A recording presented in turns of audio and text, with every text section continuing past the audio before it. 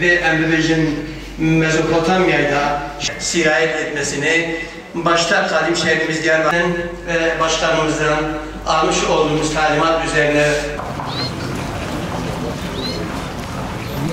salli ala seyyidina Muhammedin nebiyyil ümmi ve ala alihi ve sahbihi ve sellim.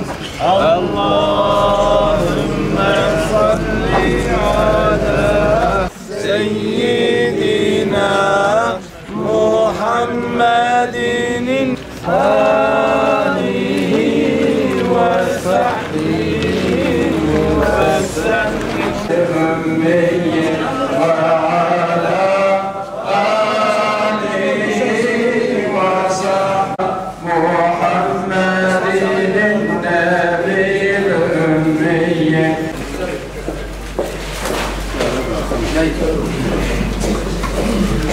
يا أيها الذين آمنوا لا يسخر قوم من قوم عسى أن يكونوا. Bu barışınızdan sonra fitne fesada yol açtıranlar herhangi bir şeye umarım hepiniz engel olacaksınız. Nedeni diye sorarsanız köy tarafları sıkıntılı olan yerlerdir. Bu başımıza geçen talihsiz olay Çınar'da çıkan yangın ta Mardin az daha gitti. Ondan sonra o üzücü durumdan sonra böyle bir güzel bir şeyi bir barışla sonlanması o yaraya nispeten bizi biraz sevindirdi. Allah bu şeye destek olan tüm arkadaşlarımız razı olsun. Hepinize ayrıca teşekkür ediyoruz. Turgut ve Kaplan ailesine teşekkür ediyorum. En büyük teşekkürü onlar hak ediyor. Çünkü bu iki aile kini, nefreti, düşmanlığı elinin tersiyle iterek kardeşliği, huzuru, sükuneti tercih ettiler. Ve öyle bir tercih ettiler ki öylesine bir dünya menfaati için tercih etmediler. Kendilerine aziz kitabımızı, Kur'an'ı şahit kılarak kabul ettiler. Aziz Kur'an'ın altından geçerek bu kardeşliği kabul ettiler. Kıymetli kardeşlerim, gerçekten bu konu çok önemli. Bu iki aile sadece bir barışı sağlamadılar. Bu iki aile bu köyün de huzurunu sağladılar. Bu iki aile Çınar'ın da huzurunu sağladılar. Bu iki aile kendi çocuklarının da huzurunu sağladılar. Bu iki aile kendi geleceğinin de huzurunu sağladılar.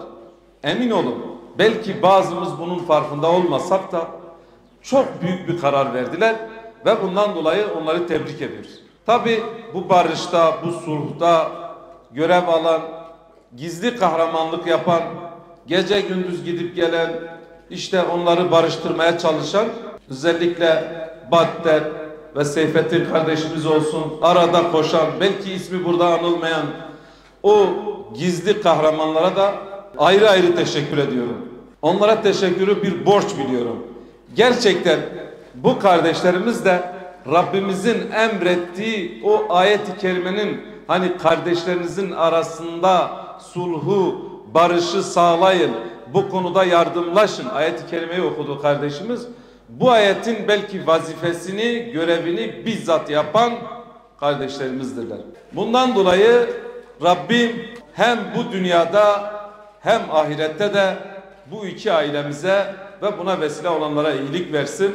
Aynı şekilde bu salona gelip oturan, dışarıda bekleyen, arkada dua eden, bu işin olması için uğraşan her kardeşimiz de Rabbim hem dünyada hem ahirette onlara güzellikler nasip eylesin. Kıymetli kardeşlerim, bu konu o kadar önemlidir ki Peygamber aleyhissalatü vesselam son veda hutbesinde yine bu konuya dikkat çekti. Yani bu tarz düşmanlıktan uzak durun diye, bunları terk edin diye son belki nefesini verdiği anda bile bu konuya değindi ve ilk dedi bu işi de amcasının torunu olan İlyas bin Rabia'nın meselesinden değindi.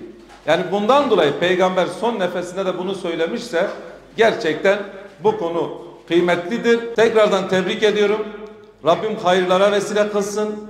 Buraya gelen, bunda emeği geçen herkese de ayrı ayrı teşekkürlerimi soruyorum. Sağ olun, var olun. Rabbim hayırlara vesile kılsın. Gotin ya Rabbi em dibin hükmetlere derbas dibin. Em hükmete şkura bikin şahit ki pişti ve civini, pişti ve rûniştini, pişti ve kwarini evi pefçun dinabê namede çê nebe tu pefçûnê jina wan derxî ya Rabbel alemin. Ya Rabbi tu heskirina Xweda û Resûlê Xweda ji dilê me dernexe û li gor hukmê Xweda û Resûlê Xweda heyatî li ser rûyê erdê bik nesîbê me û Xweda azze ve celle ji ber razî bi van însanê ku nêvanin hatine vê dilê ji bo vê sulhê bi can bibînin jî em vê sulhê li her derê bînin ziman. Bila vê sulhê bibin mîsal di navbêna memleketê me de. Ya Rabbi tu vê sulhê mübarek bike ev insanê ku dixwaze vê sulhê tevlîhev bibijî tu wan muweffeq nekî ya Rabbel alemin û ya Rabbi tu me bigerîn ji wan kesê ku sulhê di nav xwe de bicî dikin. Ve axiru da'wana elhamdülillahi Rabbil alemin. El Fatiha. Teşekkür